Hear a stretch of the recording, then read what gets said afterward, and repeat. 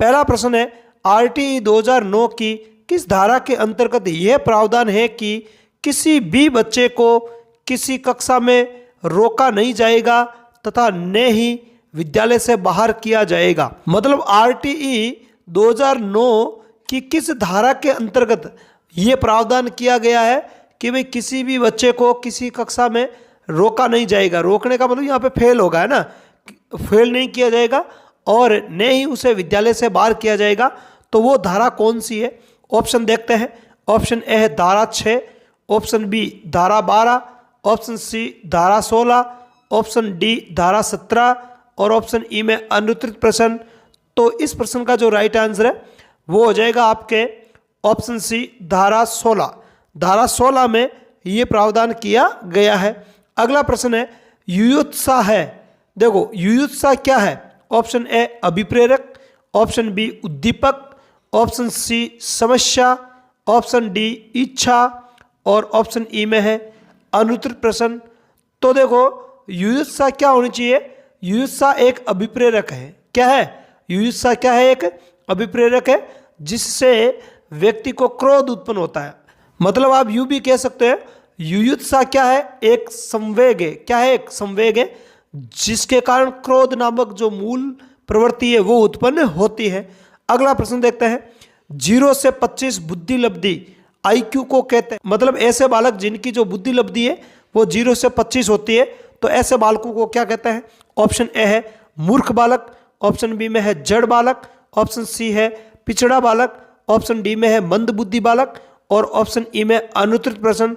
तो देखो 0 से 25 जिनकी आईक्यू होती है तो उनको अपन क्या बोलते हैं? जड़ बालक। क्या बोलते हैं उनको? जड़ बालक। क्रम क्या चलता है? जड़, मूड, मूर्ख, है ना, फिर मंद बुद्धि, इस प्रकार से ये क्रम चलता है। अगला प्रश्न है, चौथा प्रश्न है, सीखने का आदर्श काल माना गया है। मतलब सीखने का आदर्श काल किसे माना गया है? ऑप्शन ए है शैशवावस्था, ऑप्शन बी है बाल्यावस्था, ऑप्शन सी है किशोरावस्था, ऑप्शन डी है प्रौढ़ावस्था और ऑप्शन ई में अनुत्तरित प्रश्न। तो देखो सीखने का जो आदर्श काल है वो माना गया शैशवावस्था को। किसको? शैशवावस्था को। और वैलेंटाइन ने शैशवावस्था को सीखने का आदर्श काल कहा है। किसने? वैलेंटाइन ने। सीखने का आदर्श काल किसको कहा है? शैशवावस्था को। किसको? शैशवावस्था को। अगला और पांचवा प्रश्न देखते हैं, बालक की भाषा विकास के क्रम में अंतिम क्रम या सोपान है। मतलब भाषा विकास का जो क्रम चलता है ना, तो उसमें अंतिम क्रम कौन सा होता है या भाषा विकास के चरणों में अंतिम चरण कौन सा होगा? ऑप्शन देखते हैं। ऑप्शन ए है ध्वनि पहचानना, ऑप्शन बी ध्वनि उच्चारण, ऑप्शन सी शब्द उच्चारण, ऑप्शन डी भाषा विकास की पूर्वावस्था और ऑप्शन ई में अनुत्तरित प्रश्न। तो देखो बालक सबसे पहले ध्वनि को पहचानना स्टार्ट करता है ना। सबसे पहले बालक है ना, वो माँ की जो ध्वनि है उनको पहचानने लग जाता है ना, माँ को पहचान लेता है कहने का मतलब। और फिर ध्वनि का उच्चारण करना सीखता है, फिर शब्दों का उच्चारण सीखना करता है ना, फिर भाषा विकास की पूर्वावस्था है वो आती है। तो इसलिए ये अंतिम चरण होगा। तो इसका राइट आंसर है वो हो जाएगा आपके ऑप्शन डी, भाषा विकास की पूर्वावस्था। अगला प्रश्न है, गेस्टोल्ट का अर्थ है। मतलब गेस्टोल्ट का अर्थ क्या है? ऑप्शन ए पूर्णाकार, ऑप्शन बी में है संज्ञान, ऑप्शन सी में है अंतर्दृष्टि, ऑप्शन डी में है अनुबंधन और ऑप्शन ई में अनुत्तरित प्रश्न। तो देखो गेस्टोल्टवादी वैज्ञानिकों के बारे में आप जानते ही हो, है ना। वर्दीमर है, कोहलर है, कॉफका है, कुर्ट लेविन है, जिनको गेस्टोल्टवादी मनोवैज्ञानिक कहा जाता है। ये जो गेस्टोल्टवाद जो शब्द है इसका अर्थ क्या है? तो इसका जो राइट आंसर है वो हो जाएगा आपके ऑप्शन सी अंतर्दृष्टि। क्या हो जाएगा? अंतर्दृष्टि। अगला प्रश्न है, सातवां प्रश्न है, बहिर्मुखी विद्यार्थी अंतर्मुखी विद्यार्थी से किस विशेषता के आधार पर भिन्न होता है? मतलब एक बहिर्मुखी विद्यार्थी जो होता है वो अंतर्मुखी विद्यार्थी से किस आधार पर भिन्न होता है? ऑप्शन देखते हैं। ऑप्शन ए है मजबूत भावनाएं, पसंदगी एवं नापसंदगी, ऑप्शन बी है मन ही मन परेशान होने की अपेक्षा अपनी भावनाओं को अभिव्यक्त करता है, ऑप्शन सी अपने बौद्धिक कार्यों में डूबा रहता है, ऑप्शन डी बोलने की अपेक्षा लिखने में बेहतर, ऑप्शन ई अनुत्तरित प्रश्न।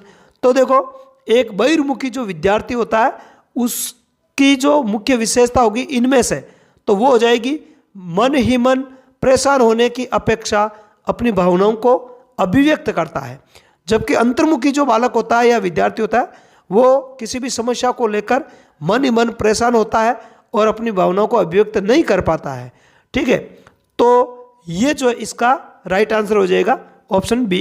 अगला प्रश्न है, अभिवृद्धि एवं विकास के संबंध में कौन सा कथन गलत है? मतलब अभिवृद्धि और विकास के संबंध में दिए गए कथनों में से कौन सा गलत कथन है? ऑप्शन ए है, अभिवृद्धि निश्चित आयु तक जबकि विकास जीवन पर्यंत चलता है। बिल्कुल ये तो सही है ना। वृद्धि एक निश्चित आयु के बाद में रुक जाती है, जबकि विकास है वो जन्म से लेकर मृत्यु तक चलता रहता है। ऑप्शन बी है, अभिवृद्धि एक संकुचित अवधारणा है जबकि विकास व्यापक अवधारणा। बिल्कुल, अभिवृद्धि है वो विकास का ही क्या होती है? एक हिस्सा होती है, जबकि विकास व्यापक होता है ना। विकास में सभी दिशाएं शामिल होती हैं, साथ ही साथ सभी क्षेत्र शामिल होते हैं, शारीरिक, मानसिक, भावनात्मक।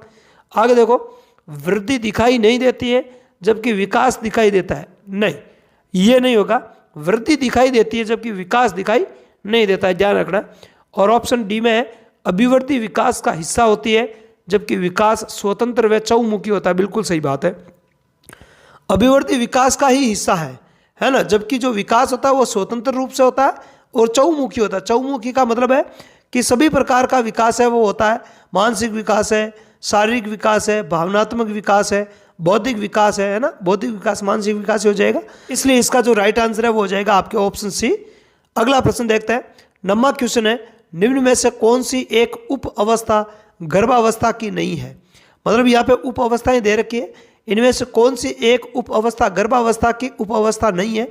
ऑप्शन ए है बीजावस्था, ऑप्शन बी है भ्रूणावस्था, ऑप्शन सी गर्भस्थ शिशु की अवस्था, ऑप्शन डी सुप्तावस्था और ऑप्शन ई में अनुत्तरित प्रश्न। तो देखो, बीजावस्था, भ्रूणावस्था और गर्भस्थ शिशु की अवस्था, ये तीन उप अवस्थाएं होती है गर्भावस्था की। ठीक है, जबकि सुप्तावस्था ये गर्भावस्था की कोई ऐसी अवस्था नहीं होती है, इसलिए इसका जो राइट आंसर है वो हो जाएगा आपके ऑप्शन डी। अगला और आज का अंतिम प्रश्न है, सर्वप्रथम भारत में बाल विकास के अध्ययन की शुरुआत कोलकाता विश्वविद्यालय से हुई है, तो कब से हुई है? ऑप्शन ए है 1920 से, ऑप्शन बी 1930 से, ऑप्शन सी 1935 से और ऑप्शन डी में है 1938 से और ऑप्शन ई में अनुत्तरित प्रश्न।